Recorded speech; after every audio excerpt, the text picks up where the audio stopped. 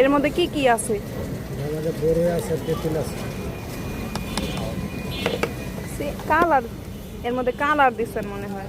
না না না, বড়ই যখন শিফা দিবেন, তারপর তেঁতুল, তারপর চিনি হালকা, তারপরে দেখবেন।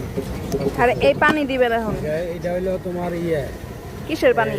সাফাতি আছে না, হ্যাঁ। হালকা সাফাতি দিয়া পরে চিনি দিয়া পরে জাল দিবেন কড়া করে।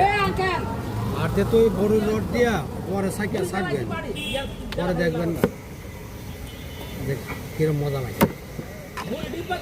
পরে তো আমাদের রেসিপি দিয়ে দিলেন, পরে আপনি তো কাস্টমার পাইবেন না আমরা যদি এনে দোকান দেই। সমস্যা নাই।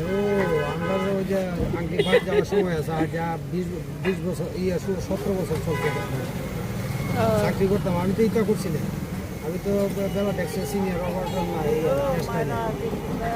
পরে 1,20,000 টাকা ডিজাইন দিয়া তুললিয়া 2.5 লাখ টাকা দিয়ে জমি ছুটাইছি।